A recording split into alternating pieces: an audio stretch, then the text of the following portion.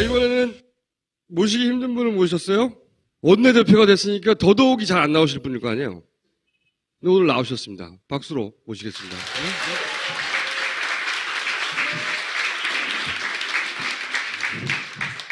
이분이 이 사진으로 유명해요. 아십니까? 이한열 열사, 총학생회장이었죠. 네, 그때 연대 총학생회장 87년도입니다. 네. 이때는 괜찮았어요.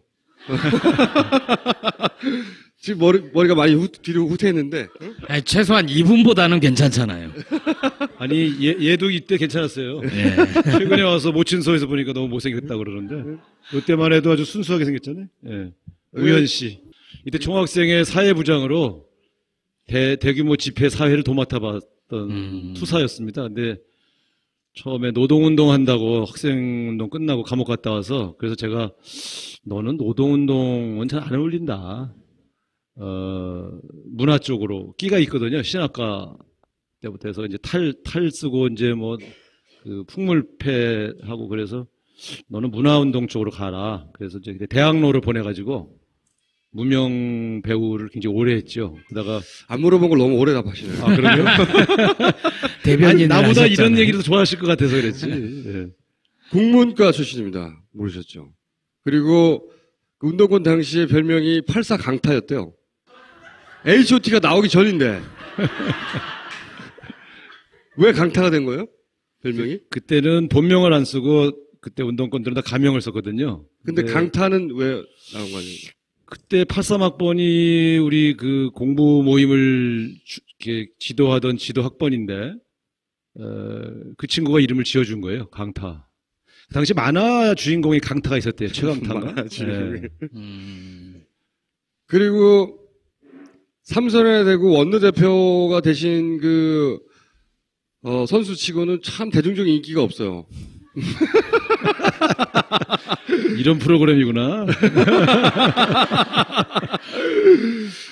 그리고 또 하나의 특징 몇 가지를 읊어보자면, 대변인을 굉장히 많이 하셨어요. 대변인을. 제가 기억하는 것만 해도, 김근태 의장실이죠. 그때 대변인 하셨고, 그 다음에 손학규 대표, 정세균 대표 때도 대변인 하셨고, 문재인 캠프에서 공보, 그리고 박원순 지지장 때도 캠프 대변인. 왜 이렇게 대변인을 많이 하시는 겁니까? 당 대표가 바뀌면 이제 대변인을 누구 쓸 건가 이렇게 쭉 여론을 수집하는데, 주로 기자들한테 물어보면 우상호가 제일 잘한다 이제서 계속. 저는 그때 그런 얘기를 한 적이 없습니다.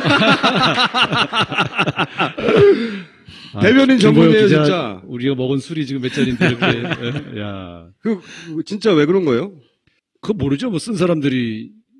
근데 실제로 제가 대표님들한테 물어보면. 잘생겼다니 무슨 소리를. 감사합니다.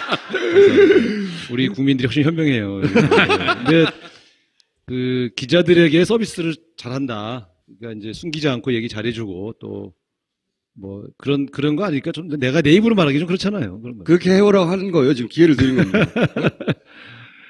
그래서 지금도 그래서 이제 대변인 출신의 당 원내대표가 됐는데, 저희 당이 그 이전에 당 대표나 원내대표가 좀 언론하고 소통이 좀 부족했어요. 근데 제가 되고 나서 옛날식으로 쭉 접근을 하니까 지금 이제 최근에 보도 보시면 최근 한 달 사이에 더불어민주당을 비판하는 기사가 많이 줄어들었지 않습니까? 네.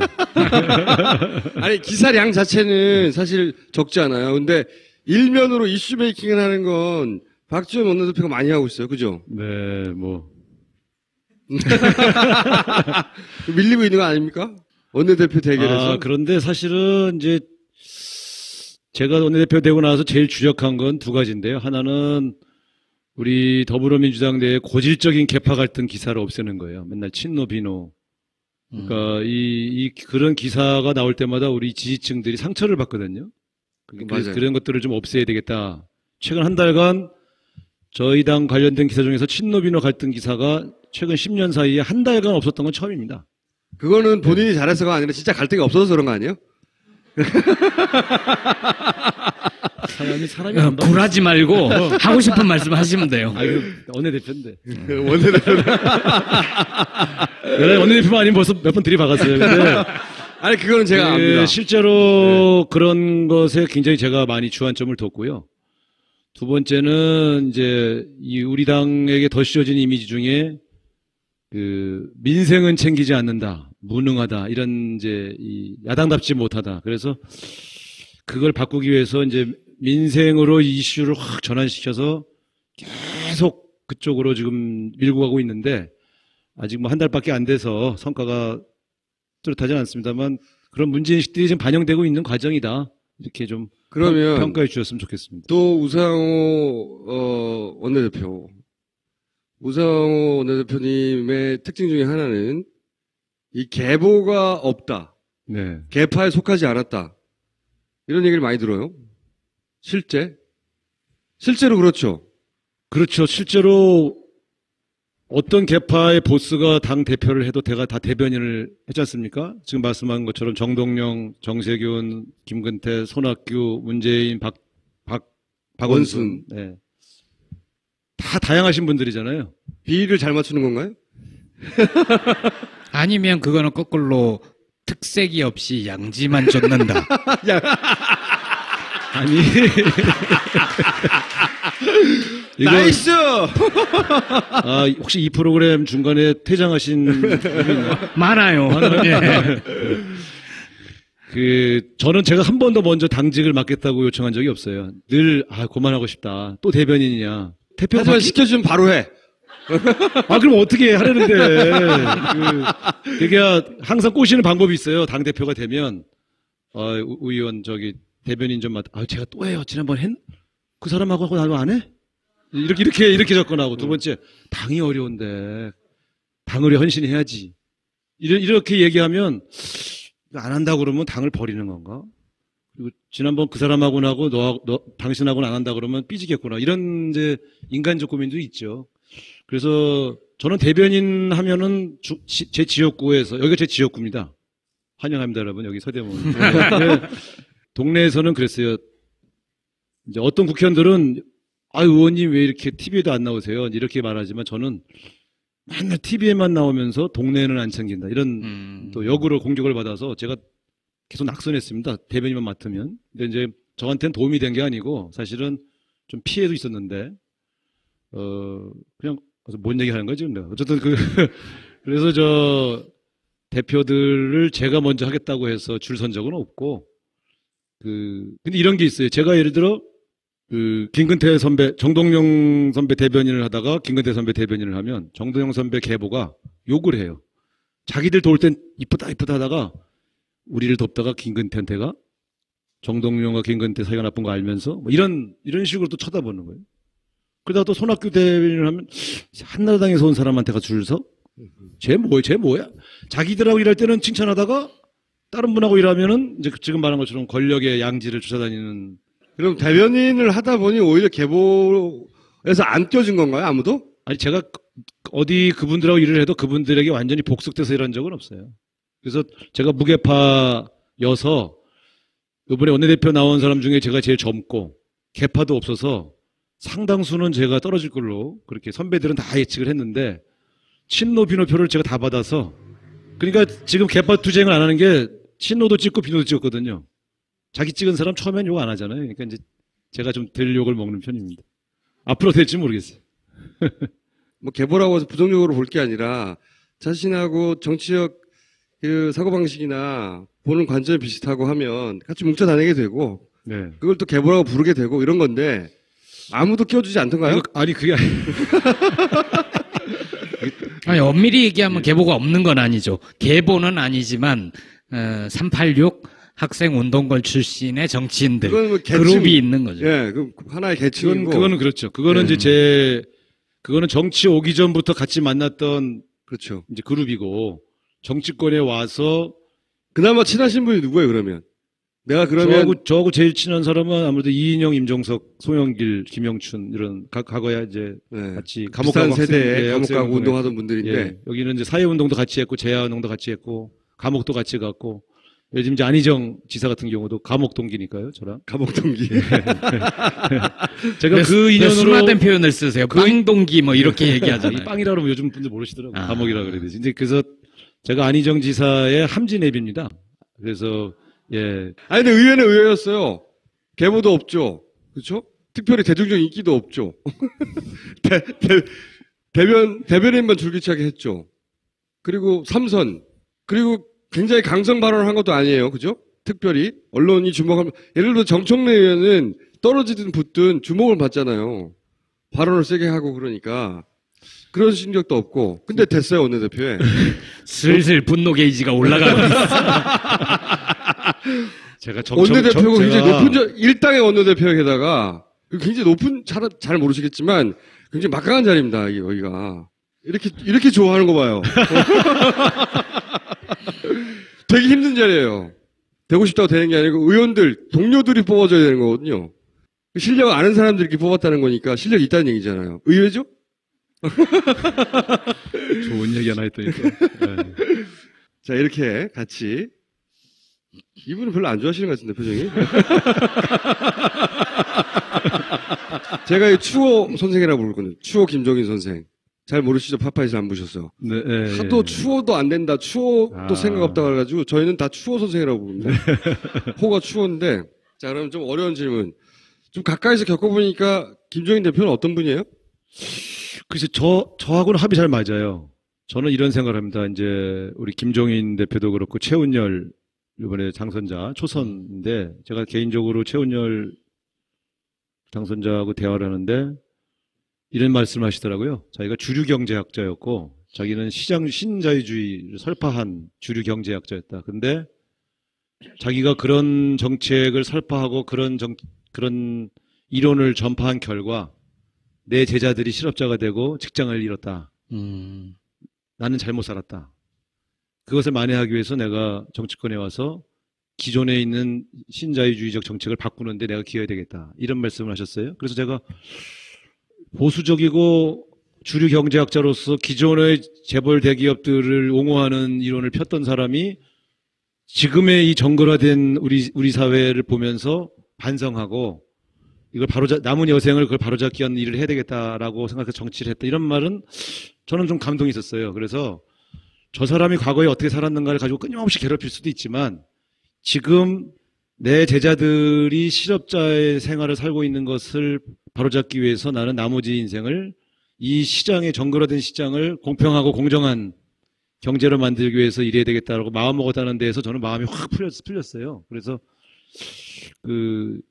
김종인 대표가 갖고 있는 경제 민주화나 기존의 이 대한민국의 시장 경제에 대한 문제인식은 오히려 우리 당에 있는 진보적인 정치인들 못지않게 굉장히 강렬하다. 네, 그런 것들을 우리가 좀 평가하시고. 그런 것은 네. 좀 평가할 만하다. 네. 과거의 이력은 물론 우리가 또 비판도 해야 되지만 그래서 저는 그런 측면에서 우리가 저런 분을 끌어안지 못하고서 어떻게 내년도 대선에서 승리할 수 있겠단 말인가 이런 생각을 하지요. 예. 근데 이분이 본인이 직접 대선에 나간다고 하는 얘기가 요즘 나오잖아요. 대권주자. 신문 안 보시네.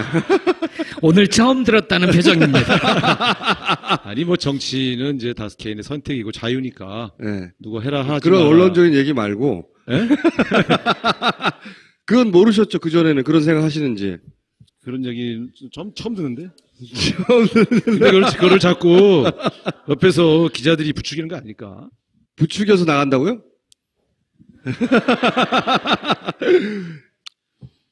매일 앉아서 같이 회의하는 사람인데 나한테 자꾸 물어보면 뭐라고 그래 내가 여기서. 저는 김종인 대표가 이 프로를 안 보니까 네. 누군가 전달할 거 아니. 전달도 안 할 것 같아요. 아니 대한민국이요 정치권에서 일어나는 대부분의 싸움은요 서로 마주보고 진짜 앞에서 싸우는 게 아니에요. 다 옆에서 그렇죠. 전달해줘서 싸우는 거예요. 근데 전달할 때 꼬아서 얘기해요. 예를 들어 내가 이렇게 얘기합니다. 김종인 대표가 대선에 출마하지 않으실 겁니다. 그러면 누가 일러바실지게요. 대통령 자격이 없답니다. 그렇지 이런 식으로 얘기해요. 네. 김보혁 기자가 이런 식으로 했을 거야 옛날에. 근데 아니면 대선에 나가셔야 된다. 또 이렇게 얘기하면 대선에 나가시래요 이렇게 얘기하는 게 아니에요. 노욕에 가득 찼다는 그렇죠, 얘기가 이런 식으로. 네. 그래서 감정이 상합니다. 그 사람 괜찮게 봤는데 나에 대해서 그런 식으로 얘기를 해. 그러면 전화하면 되잖아요. 우상호 씨, 당신 그렇게 나한테 얘기했어요? 이렇게 물어보면 되는데 안 물어봐요. 네가 나한테 그런 얘기를 했어? 그러니까 사실 그렇게 말하지 않은 사람은 저 사람이 왜 자기를 싫어하는지 잘 몰라요. 네. 그래서 이 정치권 여의도 정치 안에는 너무나 많은 이간질 집단들과 이간질하는 요소들, 특히 여러분이 아시잖아요. 아까 뭐 종편 뭐 이런 것도 하던데 이 수없이 많은 이간질 사유가 있는데 친노 비노 싸움도 가만히 보면요. 맞아요. 그렇게 이간질 시켜서 싸움 부추겨서 감정 상한 일이 더 많아요. 그리고 문재인 안철수도 그래요, 사실은.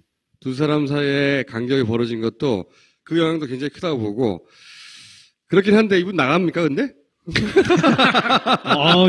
집요해. 예. 자, 그러면은, 예. 김종인 개인이 아니라, 곤란하다고 하시니까, 대표와 원내대표 사이니까 곤란할 수도 있어요. 총선 체제에서 김종인 체제에서 여러 가지 일을 했는데 그 중에 이제 특징 지을 수 있는 게 초반에 컷오프를 왕창 했잖아요. 그건 어떻게 평가하세요? 돌이켜보면. 글쎄, 저는 처음에 김종인 대표를 문재인 대표가 모시고 올 때, 좀 걱정했어요. 우리 당을 잘 모르시는데, 과감한 혁신을 할 수 있을지 몰라도, 이 현실 적합성이 좀 떨어지는 그런 어떤 편견이나 선입견이 있을 수 있다. 근데 제가 두 사람 자를 때는 반발했어요. 다른 사람 자를 때는 이해를 한다 하는데 첫 번째가 이해찬, 정청래 두 사람인데 제가 그때 언론에 인터뷰도 했습니다만 정청래 의원의 그 공갈 발언이 과연 막말이었을까? 예. 그러니까 정청래 의원이 저랑 워낙 친합니다. 제가 건대 그 조통위원장 할 때부터 봐가지고. 근데 이 친구가 대전 보문고등학교 출신인데 문학회 출신이에요. 시 써가지고 상도 받았어요. 정청래. 대단히 문학적 감수성이 뛰어나다고 본인은 얘기하죠. 예. 근데 제가 볼 때는 문학적 감수성이 뛰어난지는 모르겠는데 조언 능력은 뛰어나요. 근데 이게 체질화돼 있어서 순간적으로 무슨 상황이 발생하면 그걸 어떤 용어로 딱 정리해서 규정하는 걸 아주 즐기는. 그래서 제가 몇 번이나 그러지 마라. 이게 재미있는 것도 잠깐이고 언젠가 너에게 화로 돌아온다. 특히 너를 둘러싼 언론 환경이 너무 안 좋다. 근데 공갈 탁 나올 때 제가 이게 막말은 아니지만 뭔가 이렇게 빌미를 준다. 상대방의 심정을 후벼팔 수 있기 때문에 요거 걸리겠다. 총선 앞두고라. 아니야 다를까 그게 딱 이제 징계 사유가 돼서 제가 마포 가서 술을 한 3번 같이 먹었는데 술값도 제가 냈어요. 그래서 근데 이 조어가 갖는 근데 저는 막말일까? 그래서 저는 경고하고 이 정청래라는 사람의 이 인품과 인간성 자체에 대한 평가는 차치하고라도 이 사람을 좋아하고 따르는 또 아끼는 그런 국민들이 많기 때문에 그분들에게 상처를 주는 것은 바른 방법이 아니지 않겠는가 이런 생각이 들었고 이해찬 선배는 의정활동에서도 결격사유가 없고 막말도 안 했고 그냥 친노의 좌장이라는 이유로 자른 거잖아요. 네. 이유 하나죠. 친노니까 자른 거죠. 네. 네, 그래서 저는 아니 그런 게 어딨나. 공당의 공천 기준이라는 게 만약에 그게 꼭 필요했다면 난 가서 설득했어야 한다고 생각해요. 우리 선거에 필요하니 그 친노의 좌장인 이해찬 의원께서 스스로 용퇴를 좀 해주십시오. 상징적으로. 예. 네. 그래서 본인이 용퇴하면 오히려 친노가 오히려 이렇게 스스로를 내려놓는구나. 뭐 이렇게 보이는 게 너로 설득하는 게 낫지. 한 칼에 탁 잘라버려서 결국 무소속으로 되셨잖아요. 갑자기 생각이 났는데 왜 복당은 안 되나요? 예? 이해찬 대표, 전 대표 왜 복당은 안 되나요? 아직 안 되고 있죠. 왜? 복당. 복당. 이해창. 복당. 자른 분이 계시니까 좀 기다렸다가 기사 제목 나왔어. 김종인이 맡고 있어. 아니 게다가 여러분, 손가락질을 했어. 여러분. 이해창 복당. 김종인이 맡고 있어. 여러분 보셨죠? 이런 식으로 이간질을 김어준까지 이간질을. 예. 근데 복당이 되긴 되는 거죠. 저는 복당 언젠가 되시겠죠. 네. 대선 때 같이 힘을 합쳐서 같이 해야죠. 근데 당장 안 되는 이유는 당장 이제 김종인 대표하고 껄끄러워서 그런 거예요? 아니 실제로? 그거는 제가 물어보지도 않았어요. 누가 결정하는 거죠, 복당은? 심사위원회가 있어요. 심사위원회가 있는데 복당 심사위원회가 있는데 아무래도 이제 저런 정도 거물급의 복당은 이제 당 지도부들이 상의를 좀 해야죠. 누가? 당 지도부잖아요. 그러네. 네. 상의해 보겠습니다. 지금 거론이 별로 안 되고 있는 거죠. 예, 지금은 워낙 원구성 협상 뭐 큰 현안들이 워낙 많아서 정신이 없어서요. 조금 아마 시간이 지나면 문재인 대표하고 김종인 대표하고 같이 갈 수 있나요? 보기 어때요? 벌어진 것 같아요. 벌어질 것 같아요. 네, 아니 벌어졌다는 게 뭐 이렇게 서로 감정이 상해서 나쁘다 이런 게 아니라 그 몇 가지 과정 속에서 이상하게 그 두 분 만난 다음에 오해가 좀 생겼어요. 근데 그거를 이제 또 어른이시니까 조금 이제 마음이 다 풀리신 것 같지는 않은데 그러나 저 어른들은 뭐 그 정도 갖고 뭐 안 만나고 그런 건 아니니까 지금도 전화하시는 것 같던데 보니까. 이 프로그램 어렵네.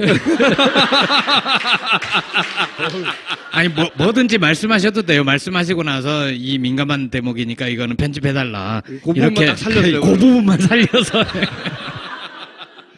그러면 나와서 아니 근데 사실은 저는 이런 말씀 좀 드리고 싶어요. 그러니까 문재인 안철수 두 분이 단둘이 만나고 나서 또 안 좋았잖아요. 그렇죠. 김종인 문재인 두 분 만나고 나서 좀 안 좋았잖아요. 네. 내가 들여다 보면 양쪽 얘기 들어봤거든요. 그렇게 감정 상할 얘기들이 아닌데 이상하게 별것도 아닌데 자꾸 기사는 부풀려지고 그것 때문에 더 감정 상하고 그래서 그 측근들이 더 부풀리고 이런 게 좀 있어요. 근데 나는 그래서 정치가 자꾸 실종돼 간다. 서로 대화하면 대화할수록 풀리고 더 좋아져야 되는데 그런 면에서는 우리 정치 지도자들이 이 뭔가 대화법을 바꾸든지 뭘 어떻게 해서 이게 만나면 풀려야 되는데 만나서 오히려 꼬이는 거 이게 참 문제인 것 같아요. 그런 것들을 좀 고쳐 나갔으면 좋겠다는 생각 정도에서 이 대목은 좀 넘어갑시다 빨리. 그러니까 우상호 나는 안 그러는데 나는 소통을 잘하는데 그럼 언제 대선 출마하십니까? 본인도 대선 그 두 가지 종류가 있다면서 정치인이 국회의장을 목표로 하는 사람과 대통령을 목표로 하는 사람 크게 나누면 그렇지 않아요. 국회의장 목표로 하는 사람 없어요. 대통령 해보려다 안 되니까 국회의장 하는 거예요. 그렇긴 한데 어느 시점에는 그렇게 갈려진다. 지난주에 여기 정세균 의원 오셨었는데.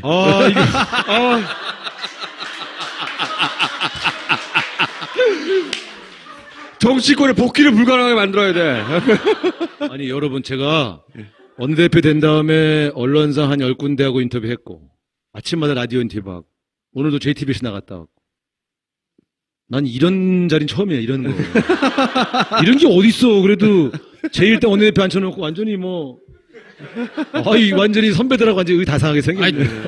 제가 생각하기에는 그동안 총수가 정치인 나왔을 때 이 정도의 예우를 갖춘 적이 처음이에요. 그 원내대표라서 지금 부드럽게 하고 있는 중이에요. 언제 대통령 할 거예요? 본인의 정치 일정이 있을 거 아니에요. 그죠? 근데 이렇더라고요. 제가 이전에 이제 점잖은 얘기 하려고 한 게 아니라 대통령병 걸리면 바로 가더라고요. 네. 그러니까 이런 게 있어요. 이제 좀 인기가 있어지잖아요. 그럼 옆에서 당신 대통령 하면 좋겠어. 막 이렇게 얘기해서 그래? 한번 해볼까? 저희 아까 안철수 대표 얘기했는데요.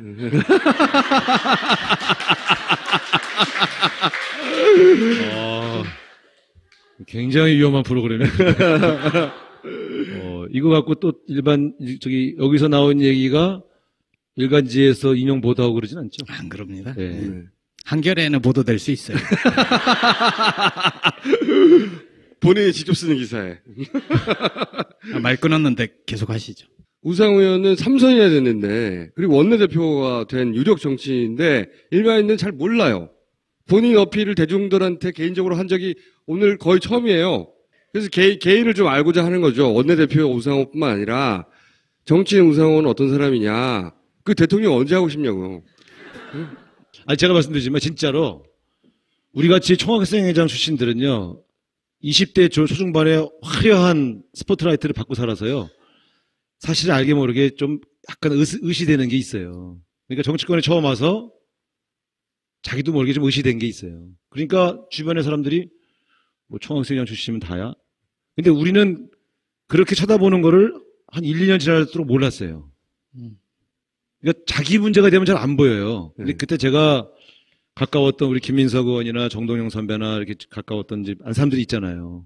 그리고 굉장히 화려하게. 근데 어느 순간부터 오바를 하기 시작하잖아요. 원래 그런 사람들이 아니었거든요. 다 좋은 분이었고 정말 진지했고 개혁적이고 진정성도 있었고. 근데 어느 김민석 의원을 전을 특정해서 지금 말하는 거죠? 아니, 오늘 무슨 얘기만 하면 다 의의를 이렇게 하면 좀 나하고 관계 있는 사람들하고 난 다 오늘 왼수되는 날이잖아요. 지금 뭐 김종인 대표 뭐 또 누구 아까 안철수 대표는 말도 안 꺼냈는데. 네. 아니 저는 그냥 얘기했었다고요 우리가. 네. 그래서 이제 저도 한 2번 떨어지고 나서 너도 우상호 너도 별거 아니다. 이 정치권에 와서 수없이 많은 사람들이 너한테 걸었던 기대가 무너지고 있는데 국회의원 빼지 달았다고 의수되고 다음에 시장 해야지, 다음에 대통령 돼야지, 이런 순간 너도 한 방에 훅 간다. 네? 그런 생각을 지난번 떨어지고 나서 갖게 된 거죠. 그래서 누군데 정치적인 꿈이 없겠습니까? 잘 되고 싶고. 그런데 거기 어떤 자리를 가지고 생각하게 되면 자꾸 거기에 맞춰서 이렇게 이 어떤 정치적 오버하게 된다. 오버하게 되더라. 그래서 그거는 저는 당분간은 당분간은 얼마나 당분간 내년 대선에 우리가 집권할 때까지는 우상호의 시나리오는 없다. 오로지 거기에 올인한다. 이런 생각으로 저는 일해야 되겠다 이런 생각을 합니다. 내년도 대선에서까지 지고 나서 어떻게 국민들을 볼 거예요? 지난번 2012년도 대선 지고 나서 제가 문재인 후보 공보단장이었는데 너무 괴로웠어요. 그래서 2013년도에 소위 86그룹이라고 하는 모임부터 제가 깼어요. 아무도 책임을 안 지길래. 그래서 야 우리 세대부터 책임을 지자. 그래서 한 20명 모임이 있었거든요. 그걸 깨고 다시는 386의 이름으로 정치하지 않는다. 모이지도 말자 우리는. 이제 그렇게 하고 3년간 제가 뒤로 물러나서 아무 직책을 안 갖고 뒤로 물러나 있었어요. 그랬더니 이제 어떤 기자들이 왜 발언을 안 해요? 또 그래서 나 대선 책임지고 지금 3년간 유배 생활하고 있는데 제 꿈이 뭐냐면 2012년 12월 같은 그런 치욕스럽고 괴로웠던 겨울을 또 보내고 싶지 않아요. 그래서 원내대표 나와서도 개인 시나리오로 나온 게 아니고 이 당을 제대로 바꿔서 정말 수권 가능한 정당 만들어 놓고 거기에 성공하면 그 다음에 우상호의 미래도 있다. 그런데 만약 2017년 대선에 지면 그거 또 없다. 그러려면 한 2년 정도는 정말 이악 물고 싸워야 된다. 이런 생각을 갖고 있죠. 그래서 이제 그러면 대통령 안 할 거예요? 또 이렇게 물어볼 것 같은데 꿈은 있으나 다음 대통령 선거까지 우리 당 후보를 도와서 당선시켜 놓고 그 다음에 우리 세대들이 경쟁하는 그런 것들이 좋지 않겠나 이런 생각을 갖고 있습니다. 네.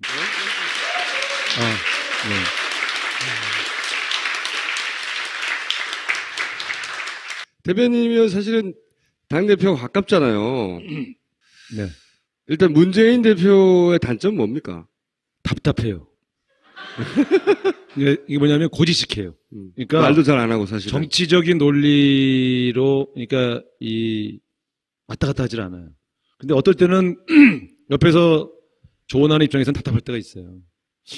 이런 거는 조금 이렇게 타넘어서 좀 유연하게 우리가 흔히 말하는 이제 여의도식 표현으로 하면 정치력을 발휘해서 이런 거는 좀 이렇게 대표하고 이런 건 이렇게 했으면 좋겠는데 이게 옳습니까? 이렇게 얘기해요.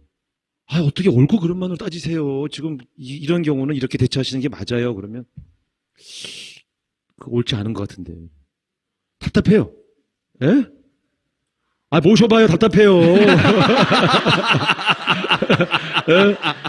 보는 사람들은 멋있죠. 옆에서는 답답해. 왜냐하면 하루하루 새로운 기사를 만들어내야 되는데 그 진정성을 국민에게 전달하려면 또 약간의 유연한 접근도 필요해요. 근데 사전에 회의할 때 보면 아주 답답해. 근데 지나고 나면 그렇지 문재인 후보가 표를 의식해서 이렇게 왔다 갔다 했으면 나도 언젠가 싫어했겠다 이런 생각도 들긴 하지만 일단 대구 봐야 될 거 아니오. 예?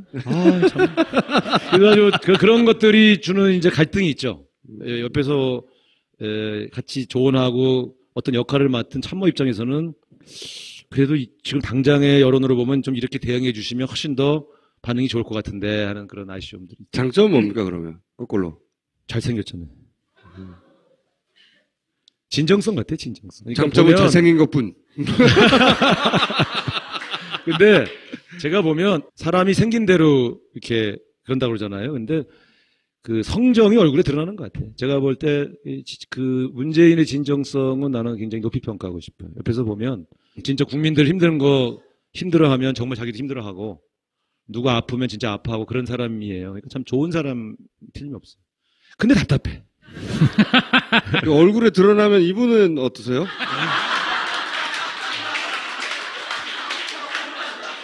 근데 이분의 저 장점은 사진이 뭐예요, 장점? 사진이 잘 못 나온 거 실제 얼굴은 더 괜찮아요. 예. 네. 예. 이분의 장점은? 예? 이분의 장점. 아, 전략적이에요. 그거는 우리가 좀 배워야 돼. 아니, 여러분, 이거는 우리가 배워야 돼. 우리 좀 진보적 블록들이 훨씬 더 전략적일 것 같잖아요. 훨씬 더 감정적이에요. 근데 그런 거는 저렇게 보수에서 집권해본 사람들한테 배워야 돼요. 그렇죠. 대단히 전략적이에요. 설계도 있고. 자기 감정을 숨기면서 목표를 위해서 일할 줄 아는, 저는 집권을 위한 정당의 지도자들은 냉철해야 된다고 생각해요. 감정에 휩쓸리면 안 되고. 그런 면에서 본다면 나는 김종인 대표한테 그런 건 배워야 된다고 생각합니다. 집권을 하는데 큰 도움이 되실 분으로 평가를 하시나요? 저는 그렇게 봅니다. 그러니까 이런 거죠. 우상호가 경제 얘기를 하는 것과 김종인이 경제 얘기를 하는 것이 경제 주체들한테는 달라요. 예. 제가 지금 구조조정 이렇게 하면 됩니까? 그러면 적어도 우리나라 60대 이상의 경제 생활을 해봤던 사람들은 제가 경제를 좀 아나? 이런 내 말이 옳아도. 근데 김종인 대표가 이렇게 얘기하면 무게가 있어. 이렇게. 아니 근데 그거는 그 현실이잖아요. 그러니까 경제 정당으로서의 가치를 드러낼 때 역할이 있다. 영향력이 있어요. 그러니까 그런 역할 분담들이 지금 되고 있는 건데 저는 좀 주거, 사교육비, 청년 일자리 이런 상당히 구체적인 현안들에 집중을 하고 구조조정이라든가 대한민국의 이 정글화된 시장 경제를 어떻게 바꿀 거냐라든가 이런 문제에 대한 전략적 접근은 김종인 대표가 지금 해가시는데 이게 호흡이 잘 맞아요. 근데 저는 그렇게 가야 의미가 있다고 생각합니다. 네. 지금 역할 분담이 잘 되는데 이분이 이제 자기 개인을 위한 정치를 할 때 그게 꼭 당을 위해서 도움이 되는 방향하고 겹치면 좋겠지만 아닐 수도 있잖아요. 근데 보세요. 지난번 대선 때 문재인 후보가 윤여준 씨를 모시고 왔어요. 네. 그러니까 문재인의 집권 전략엔 저런 중도 보수적이신 분들이지만 합리적인 판단을 가지고 우리와 같은 생각을 가지고 나라를 바꿔보자는 사람들이 더 많이 참여한다는 인식을 갖고 있는 거잖아요. 근데 저는 그런 집권 전략에 동의하는 겁니다. 윤여준 전 장관은 서포터로 오신 거고 이분은 자신이 선수가 되려고 하는 순간부터는 차이가 있다는 거죠. 라이벌이 되고 라이벌일 경우는 때리기도 해야 되거든 문재인을. 우리가 이제 정치할 때는 이제 분석가들은 이런저런 가능성을 다 분석해서 미리 예측해서 미리 비판도 해놔야 되고 그래야 될지 모르지만 저는 정치를 볼 때는 그 사람이 현재 어떻게 얘기했냐 이걸 토대로 비판해도 비판하고 그래야 되는 게 맞다고 봐요. 대선에 나올 가능성이 있다고 의심하면서 그 의심 때문에 공격을 하는 거는 아니 미리 공격하라는 건 아닌데 옳지 않다고 생각해요. 네, 미리 공격하라는 건 아니고요.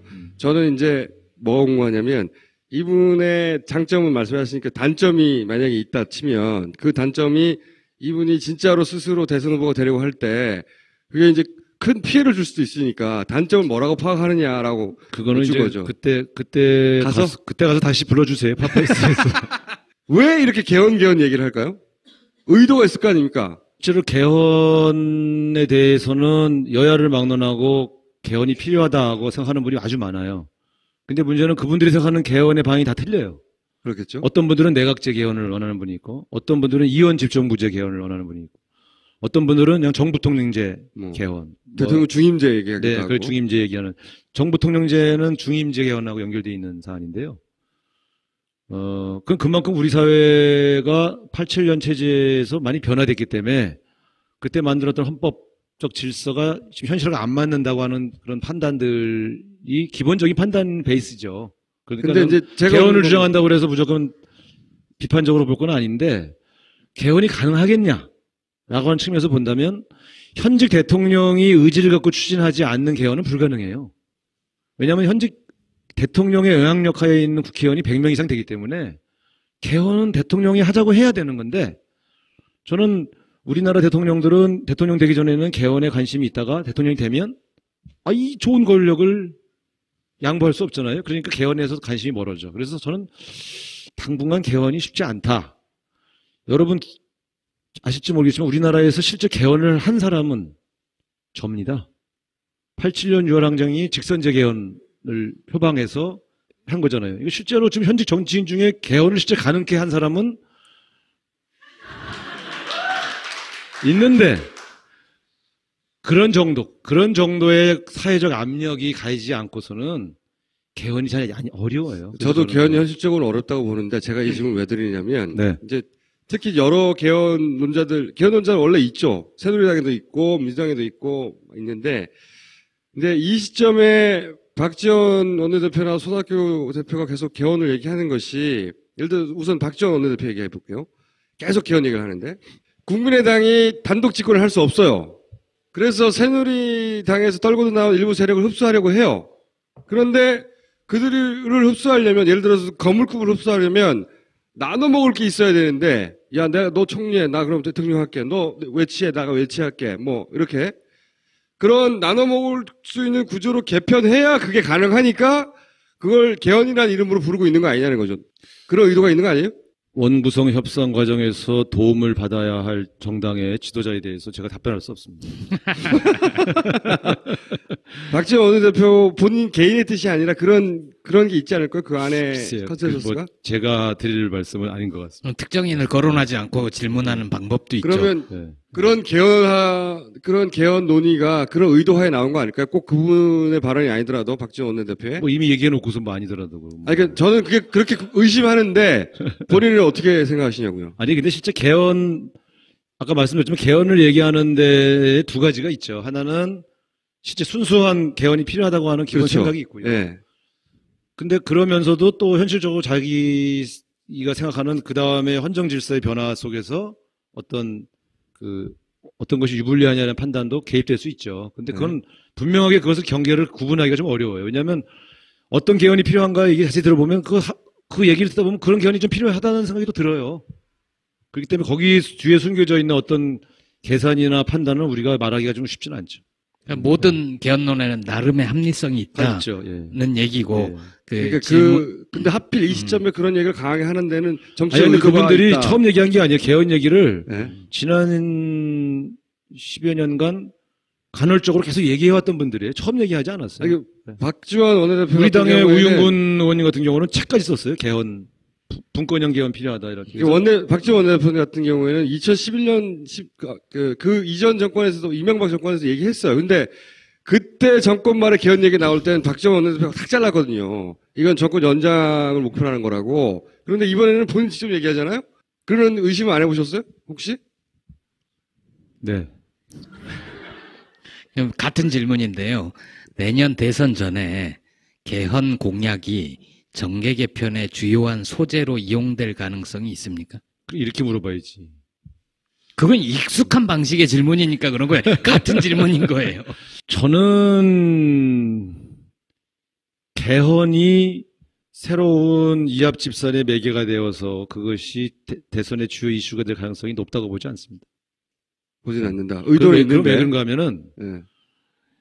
이미 특히 이제 국민의당발 개헌을 말씀하시는 거잖아요. 그것이 네. 혹시 그 국민의당을 중심으로 한 새로운 세력의 재편에 그게 이제 새누리도 돌파구가 되지 네. 않겠는가 하는 말씀이신데, 새누리도 물밑에서 얘기가 있는 거죠. 서로.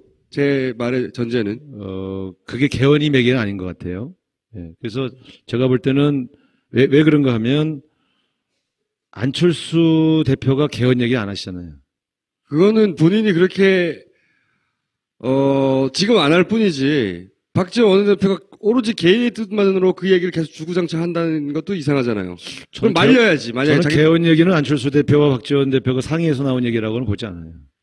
예, 그런 면에서 전체 구도라고 보지 않으신다. 예, 지금의 이 제왕적 대통령제에 대한 문제인식은 안철수 대표도 갖고 계신 것 같은데, 그러나 그렇다고 해서 그 세력을 이합집산시키기 위한 매개로 개헌론을 쓸 것 같지는 않은데.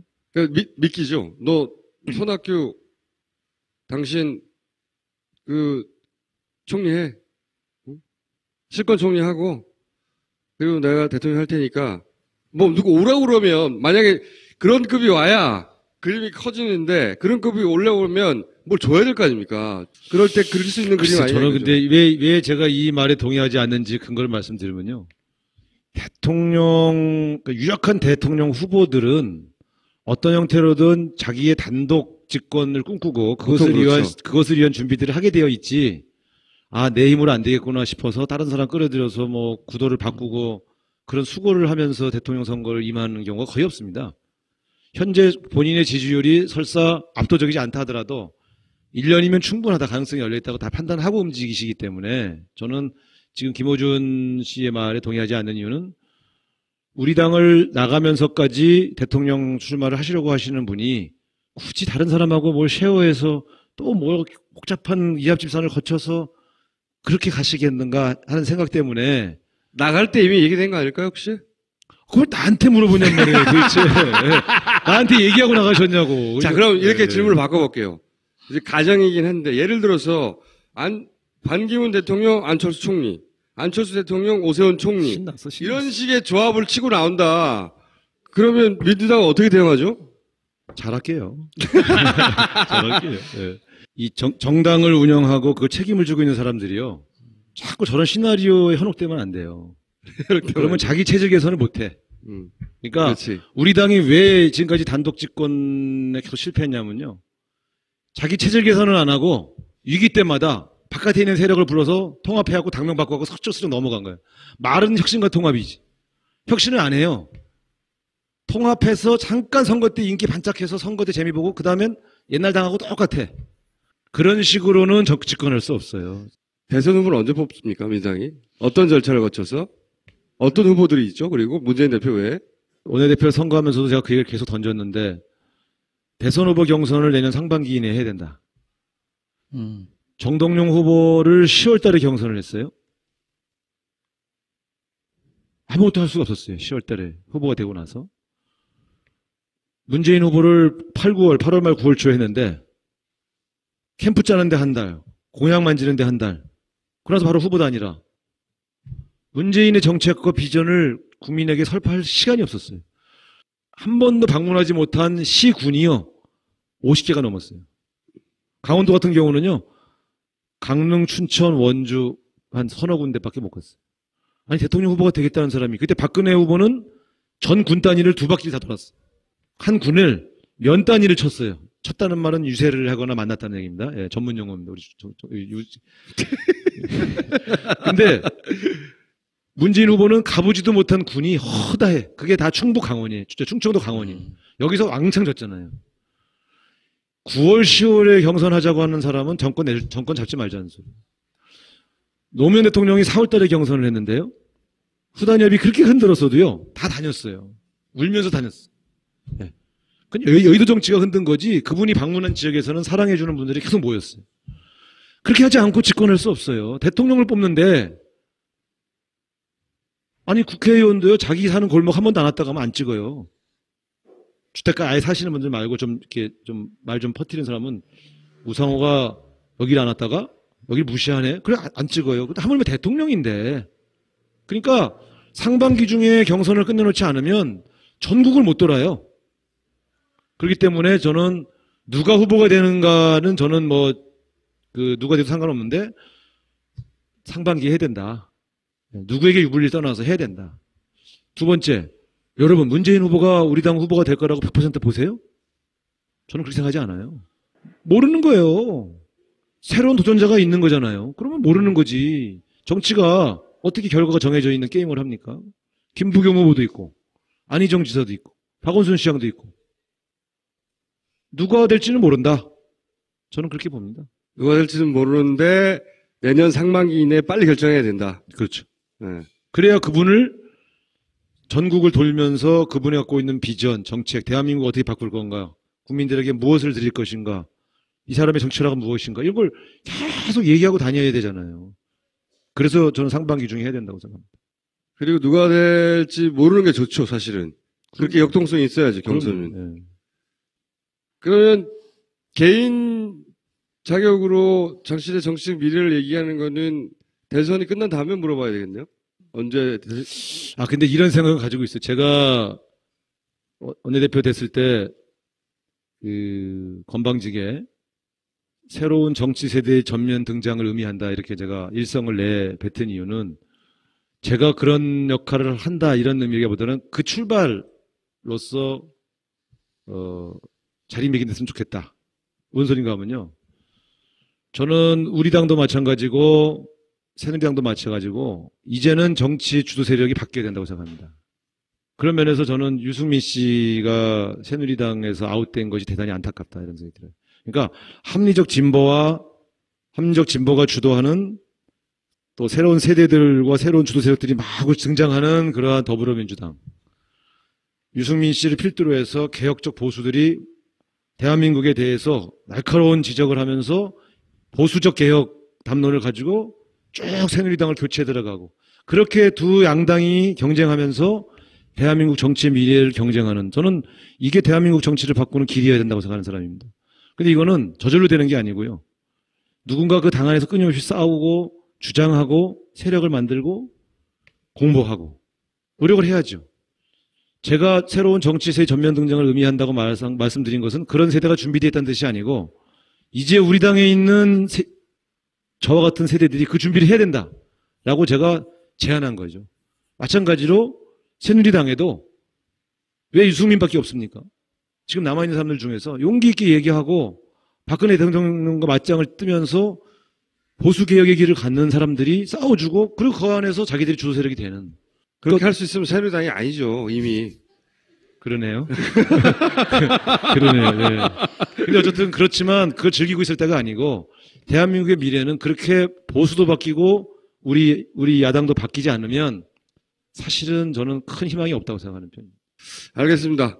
오늘 여기까지 하겠습니다. 감사합니다.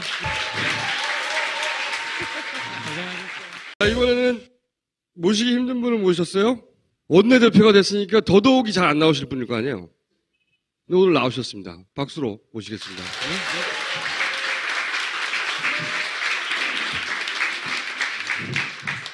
이분이 이 사진으로 유명해요. 아십니까? 이한열 열사, 총학생회장이었죠. 네, 그때 연대 총학생회장 87년도입니다. 네. 이때는 괜찮았어요. 지금 머리가 많이 뒤로 후퇴했는데. 아니, 최소한 이분보다는 괜찮잖아요. 아니, 얘도 이때 괜찮았어요. 네. 최근에 와서 모친소에서 보니까 너무 못생겼다고 그러는데. 이때만 해도 아주 순수하게 생겼잖아요. 예. 우현 씨. 이때 총학생회 사회부장으로 대규모 집회 사회를 도맡아 봤던 투사였습니다. 근데 처음에 노동운동 한다고 학생운동 끝나고 감옥 갔다 와서 그래서 제가 너는 노동운동은 잘 안 어울린다. 문화 쪽으로 끼가 있거든요. 신학과 때부터 해서 이제 탈 쓰고 이제 뭐 그 풍물패하고 그래서 너는 문화운동 쪽으로 가라. 그래서 이제 대학로를 보내가지고 무명 배우를 굉장히 오래 했죠. 그러다가 안 물어본 걸 너무 오래 답하시네요. 아, 그러면 대변인을 나보다 하셨잖아요. 이런 얘기를 더 좋아하실 것 같아서 그랬지. 예. 국문과 출신입니다. 모르셨죠? 그리고 그 운동권 당시에 별명이 84 강타였대요. H.O.T가 나오기 전인데. 왜 강타가 된 거예요? 별명이? 그때는 본명을 안 쓰고 그때 운동권들은 다 가명을 썼거든요. 근데 강타는 왜 나온 거 아니에요? 그때 83학번이 우리 그 공부 모임을 이렇게 지도하던 지도 학번인데 그 친구가 이름을 지어준 거예요. 강타. 그 당시 만화 주인공이 강타가 있었대요. 최강타가. 만화 주인공이. 네. 그리고 삼선에 대고 원내대표가 되신 그 선수치고는 참 대중적인 인기가 없어요. 이런 프로그램이구나. 그리고 또 하나의 특징 몇 가지를 읊어보자면 대변인을 굉장히 많이 하셨어요. 대변인을 제가 기억하는 것만 해도 그 김근태 의장실이죠. 그때 대변인 하셨고 그 다음에 손학규 대표, 정세균 대표 때도 대변인 하셨고 문재인 캠프에서 공보 그리고 박원순 지지장 때도 캠프 대변인. 왜 이렇게 대변인을 많이 하시는 겁니까? 당 대표가 바뀌면 이제 대변인을 누구 쓸 건가 이렇게 쭉 여론을 수집하는데 주로 기자들한테 물어보면 우상호가 제일 잘한다 이제서 계속 저는 그때 그런 얘기를 한 적이 없습니다. 정세균, 김근태, 손학규, 문재인, 박원순, 네. 다 다양하신 분들이잖아요. 비위를 잘 맞추는 건가요? 아니면 그거는 거꾸로 특색이 없이 양지만 쫓는다. 아니. 이거, 나이스! 혹시 이 프로그램 중간에 퇴장하신 분이 있나요? 많아요. 예. 저는 제가 한 번도 먼저 당직을 맡겠다고 요청한 적이 없어요. 늘, 그만하고 싶다. 또 대변인이냐. 대표가 하지만 시켜주면 바로 해. 그럼 어떻게 하려는데. 그게 항상 꼬시는 방법이 있어요. 당대표가 되면, 의원, 대변인 좀 제가 또 해요. 지난번 그 사람하고 나도 안 해? 이렇게 접근하고. 두 번째, 당이 어려운데, 당을 헌신해야지. 이렇게 얘기하면, 안 한다고 그러면 당을 버리는 건가? 그리고 지난번 그 사람하고 나고 당신하고는 안 한다 그러면 삐지겠구나. 이런 이제 인간적 고민도 있죠. 그래서 저는 대변인 하면은 제 지역구에서, 여기가 제 지역구입니다. 환영합니다, 여러분. 여기 서대문. 동네에서는 그랬어요. 이제 어떤 국회의원들은 의원님 왜 이렇게 TV에도 안 나오세요? 이렇게 말하지만 저는 맨날 TV에만 나오면서 동네에는 안 챙긴다. 이런 또 역으로 공격을 받아서 제가 계속 낙선했습니다. 대변인만 맡으면. 근데 이제 저한테는 도움이 된 게 아니고 사실은 좀 피해도 있었는데, 그냥 뭔 얘기 하는 거지? 근데 어쨌든 그래서 대표들을 제가 먼저 하겠다고 해서 줄 선 적은 없고, 근데 이런 게 있어요. 제가 예를 들어, 김근태 선배, 정동영 선배 대변인을 하다가 김근태 선배 대변인을 하면 정동영 선배 계보가 욕을 해요. 자기들 도울 땐 이쁘다 하다가 우리를 돕다가 김근태한테가 정동영과 김근태 사이가 나쁜 거 알면서 이런 식으로 또 쳐다보는 거예요. 그러다가 또 손학규 대변인을 하면 한나라당에서 온 사람한테가 줄 서? 쟤 뭐야? 자기들하고 일할 때는 칭찬하다가 다른 분하고 일하면은 이제 지금 말한 것처럼 권력의 양지를 쫓아다니는. 그럼 대변인을 하다 보니 오히려 계보에서 안 껴준 건가요? 아무도? 아니, 제가 어디 그분들하고 일을 해도 그분들에게 완전히 복속돼서 일한 적은 없어요. 그래서 제가 무계파여서 이번에 원내대표 나온 사람 중에 제가 제일 젊고 계파도 없어서 상당수는 제가 떨어질 걸로 그렇게 선배들은 다 예측을 했는데 친노 비노표를 제가 다 받아서, 그러니까 지금 계파 투쟁을 안 하는 게 친노도 찍고 비노도 찍었거든요. 자기 찍은 사람 처음엔 욕 안 하잖아요. 그러니까 이제 제가 좀 덜 욕을 먹는 편입니다. 앞으로 될지 모르겠어요. 뭐 계보라고 해서 부정적으로 볼 게 아니라 자신하고 정치적 사고방 그것을 만회하기 위해서 내가 정치권에 와서 기존에 있는 신자유주의적 정책을 바꾸는데 내가 기여해야 되겠다. 이런 말씀을 하셨어요. 그래서 제가 보수적이고 주류 경제학자로서 기존의 재벌 대기업들을 옹호하는 이론을 폈던 사람이 지금의 이 정글화된 우리 사회를 보면서 반성하고 이걸 남은 여생을 그걸 바로잡기 위한 일을 해야 되겠다라고 생각해서 정치를 했다. 이런 말은 저는 좀 감동이 있었어요. 그래서 저 사람이 과거에 어떻게 살았는가를 가지고 끊임없이 괴롭힐 수도 있지만 지금 내 제자들이 실업자의 생활을 살고 있는 것을 바로잡기 위해서 나는 나머지 인생을 이 시장의 정글화된 시장을 공평하고 공정한 경제로 만들기 위해서 일해야 되겠다라고 마음먹었다는 데에서 저는 마음이 확 풀렸어요. 그래서 김종인 대표가 갖고 있는 경제 민주화나 기존의 이 대한민국의 시장 경제에 대한 문제인식은 오히려 우리 당에 있는 진보적인 정치인들 못지않게 굉장히 강렬하다. 네, 그런 것들을 우리가 좀 평가하시고. 그런 것은 좀 평가할 만하다. 네. 과거의 이력은 물론 우리가 또 비판도 해야 되지만, 그래서 저는 그런 측면에서 우리가 저런 분을 끌어안지 못하고서 어떻게 내년도 대선에서 승리할 수 있겠단 말인가 이런 생각을 하지요. 예. 근데 이분이 본인이 직접 대선에 나간다고 하는 얘기가 요즘 나오잖아요. 대권 주자. 신문 안 보시네. 오늘 처음 들었다는 표정입니다. 아니 뭐 정치는 이제 다 개인의 선택이고 자유니까 네. 누구 해라 하지 그런 마라. 언론적인 얘기 말고. 예? 그건 모르셨죠? 그전에는 그런 생각 하시는지. 그런 얘기 처음 듣는데. 근데 그걸 자꾸 옆에서 기자들이 부추기는 거 아닐까? 부추겨서 나간다고요?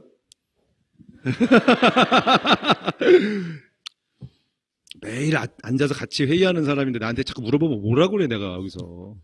괜찮아요. 김종인 대표가 이 프로를 안 보니까 네. 누군가 전달할 거 아니.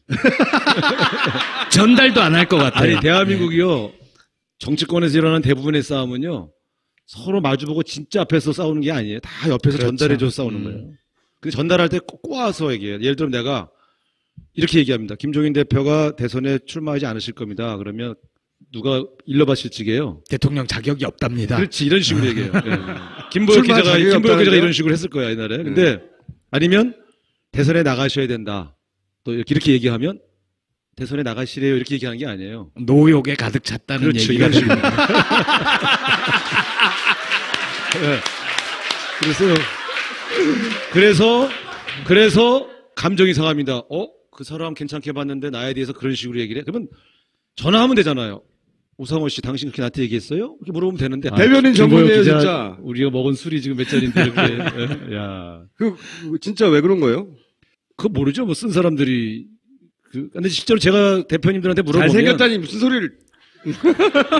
감사합니다. 감사합니다. 우리 국민들이 훨씬 현명해요. 근데 그 기자들에게 서비스를 잘한다. 그러니까 이제 숨기지 않고 얘기 잘해주고 또 뭐 그런 거 아닐까? 좀 내가 내 입으로 말하기 좀 그렇잖아요. 그런 거. 그렇게 해오라고 하는 거예요. 지금 기회를 드린 겁니다. 그래서 지금도 그래서 이제 대변인 출신의 당 원내대표가 됐는데 저희 당이 그 이전에 당 대표나 원내대표가 그 좀 언론하고 소통이 좀 부족했어요. 근데 제가 되고 나서 옛날식으로 쭉 접근을 하니까 지금 이제 요 최근에 보도 보시면 지금 한 달 사이에 더불어민주당을 비판하는 기사가 많이 줄어들었지 않습니까? 네. 아니, 기사량 자체는 사실 적지 않아요. 근데 일면으로 이슈 메이킹을 하는 건 박지원 원내대표가 많이 하고 있어요. 그죠? 네, 뭐. 밀리고 있는 거 아닙니까? 원내대표 대결에서. 그런데 사실은 이제 제가 원내대표 되고 나서 제일 주력한 건 두 가지인데요. 하나는 우리 더불어민주당 내에 고질적인 계파 갈등 기사를 없애는 거예요. 맨날 친노 비노. 그러니까 그런 기사가 나올 때마다 우리 지지층들이 상처를 받거든요. 그래서 맞아요. 그런 것들을 좀 없애야 되겠다. 최근 한 달간 저희 당 관련된 기사 중에서 친노 비노 갈등 기사가 최근 10년 사이에 한 달간 없었던 건 처음입니다. 그거는 본인이 잘해서가 아니라 진짜 갈등이 없어서 그런 거 아니에요? 사람이 안 굴하지 말고 하고 싶은 말씀 하시면 돼요. 원내대표인데. 원내대표. 원내대표만 아니면 벌써 몇 번 들이박았어요. 근데 아니, 그거는 제가 압니다. 실제로 그런 것에 굉장히 제가 많이 주안점을 뒀고요. 두 번째는 이제 이 우리 당에게 더 씌워진 이미지 중에 그 민생은 챙기지 않는다, 무능하다 이런 이제 이 야당답지 못하다. 그래서 그걸 바꾸기 위해서 이제 민생으로 이슈를 확 전환시켜서 계속 그쪽으로 지금 밀고 가고 있는데 아직 뭐 한 달밖에 안 돼서 성과가 뚜렷하지는 않습니다만 그런 문제인식들이 지금 반영되고 있는 과정이다. 이렇게 좀 그러면 평가해 주셨으면 좋겠습니다. 또 우상호 원내대표. 우상호 원내대표님의 특징 중에 하나는 이 계보가 없다. 네. 계파에 속하지 않았다. 이런 얘기를 많이 들어요. 실제로 그렇죠. 그렇죠. 실제로 어떤 계파의 보스가 당 대표를 해도 다 대변인을 했지 않습니까? 지금 말씀한 것처럼 정동영. 방식이나 보는 관점이 비슷하고 하면 같이 뭉쳐 다니게 되고 네. 그걸 또 계보라고 부르게 되고 이런 건데 아무도 끼워주지 않던가요? 아니 그게 아니, 엄밀히 얘기하면 계보가 없는 건 아니죠. 계보는 아니지만 386 학생운동권 출신의 정치인들 그건 뭐 그룹이 있는 거죠. 예, 그 하나의 계층이고. 그거는 그렇죠. 그거는 네. 이제 그거는 정치 오기 전부터 같이 만났던 그렇죠. 이제 그룹이고 정치권에 와서 그나마 친하신 분이 누구예요, 그러면? 내가 그러면 저하고 제일 친한 사람은 아무래도 이인영, 임종석, 송영길, 김영춘 이런 과거에 이제 네, 같이 감옥 비슷한 가고 세대에 감옥 가고 학생운동에 운동하던 분들인데 예, 여기는 이제 사회운동도 같이 했고 재하운동도 같이 했고 감옥도 같이 갔고 요즘 이제 안희정 지사 같은 경우도 감옥 동기니까요, 저랑. 감옥 동기. 제가 그 인연으로 수많은 표현을 쓰세요. 빵동기 뭐 이렇게 이 얘기하잖아요. 빵이라 그러면 요즘 분들 모르시더라고요. 아. 감옥이라 그래야 되지. 이제 그래서 제가 안희정 지사의 함진앱입니다. 그래서 예. 아니, 근데 의외는 의외였어요. 계보도 없죠. 그렇죠? 특별히 대중적 인기도 없죠. 대변인만 줄기차게 했죠. 그리고 삼선. 그리고 굉장히 강성 발언을 한 것도 아니에요. 그죠? 특별히. 언론이 주목하면. 예를 들어 정청래 의원은 떨어지든 붙든 주목을 받잖아요. 발언을 세게 하고 그러니까 그런 신경도 없고. 근데 됐어요, 원내대표에. 슬슬 분노 게이지가 올라가고 있어. 제가 원내대표가 굉장히 높은 일당의 원내대표에다가 굉장히 높은 잘 모르시겠지만 굉장히 막강한 자리입니다. 여기가 이렇게 좋아하는 거 봐요. 되게 힘든 자리예요. 되고 싶다고 되는 게 아니고 의원들 동료들이 뽑아줘야 되는 거거든요. 실력 아는 사람들이 이렇게 뽑았다는 거니까 실력이 있다는 얘기잖아요. 의외죠? 좋은 얘기 하나 했더니 또. 네. 자, 이렇게 같이. 이분은 별로 안 좋아하시는 것 같은데, 표정이. 제가 이 추호 선생이라고 부르거든요. 추호 김종인 선생. 잘 모르시죠? 파파이스 안 보셨어. 네, 하도 추호도 안 된다, 추호도 생각 없다 그래가지고 저희는 다 추호 선생이라고 부릅니다.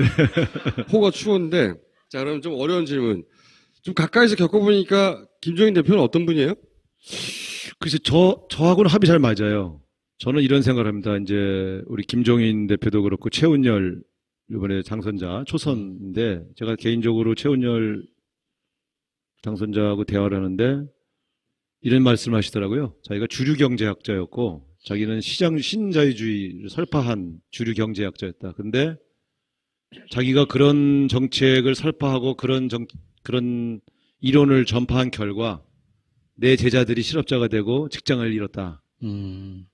나는 잘못 살았다.